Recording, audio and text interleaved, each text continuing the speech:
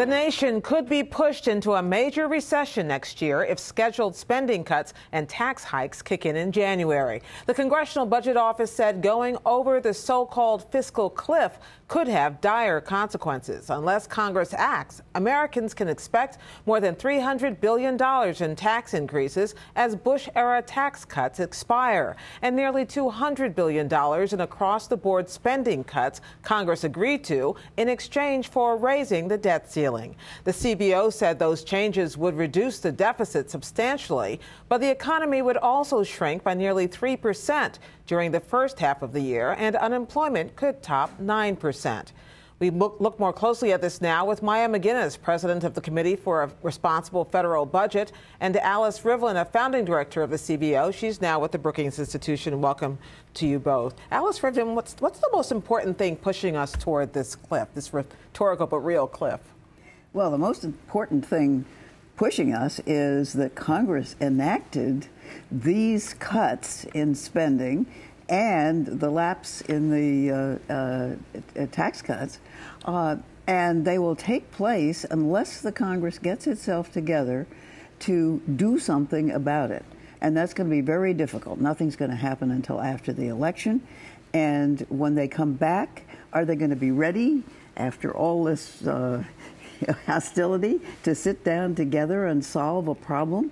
I hope so, but it's not guaranteed. So is it inertia that's at the root of this, Maya McGuinness? You know, this is kind of one of those moments where all our inability to make tough choices is just about to catch up with us. And this is kind of we're going to have to pay the piper at some point. We have known for so long that we need to deal with our fiscal challenges in this country.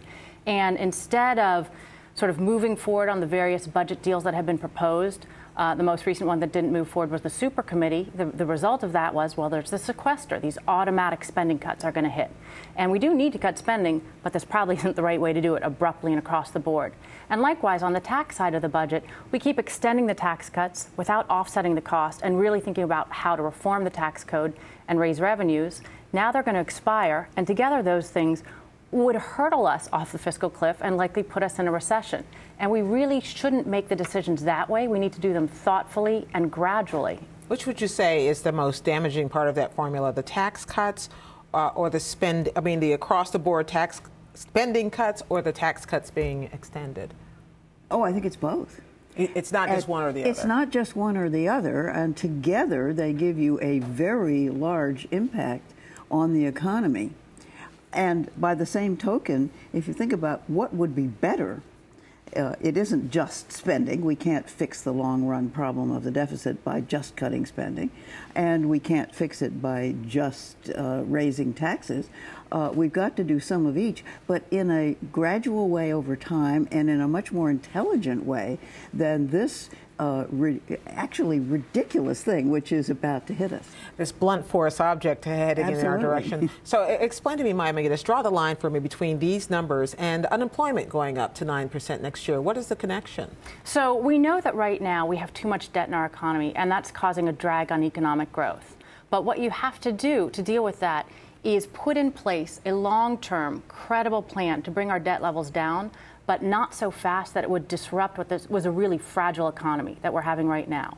So the problem with the fiscal cliff is it's too much deficit saving, and I say that as someone who thinks we need to do a lot to improve the deficit. You're hopping ahead to my next question, but we'll get back to that. It's too much, it's too fast, and it's the wrong way. It's not done thoughtfully. We're not picking and choosing what you would change. It's basically Congress saying, we can't make the choices, so we're going to have these across-the-board cuts, and it's the wrong way to do it. I've heard both of you, however, talk about this deficit problem and how important it is to address it.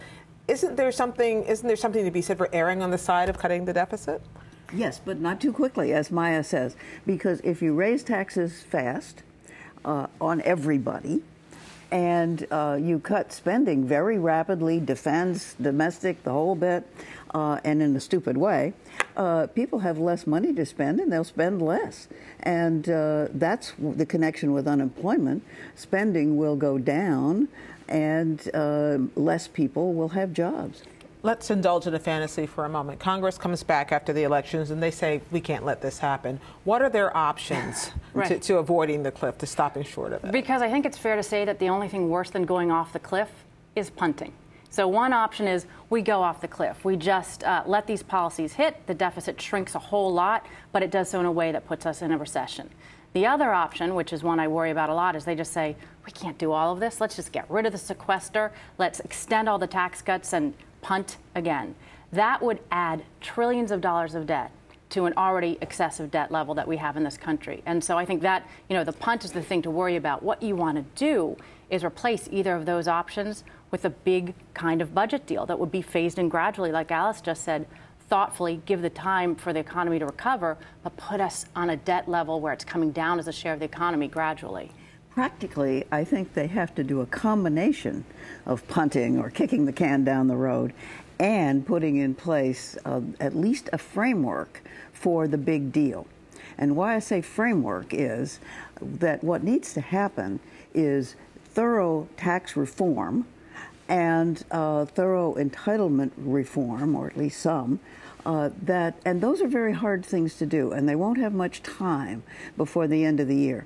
So what they can do is not punt, as Maya says, completely, but say we will set aside these drastic things until a date certain, say March 30 or something like that. At the same time, we will put in place a framework for actually solving the problem, the long-run deficit problem, and agree on ways of doing that will actually happen. We're in the middle of a big presidential campaign. Theoretically, it's supposed to be a discussion of major high-tone policy issues. Right. It is not always that. Have you heard either of the major candidates for president or any of their running mates talk seriously about this issue? And are there proposals on the table that leadership would pull us short of the cliff?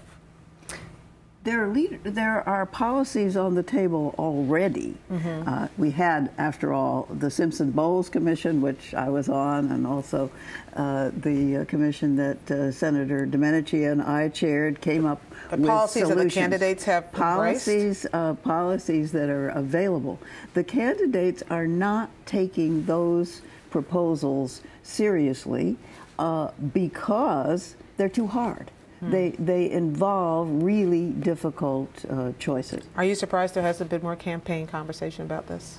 Well, I think that, like you said, we have a national campaign right now. We have a huge problem that we know is staring us in the face.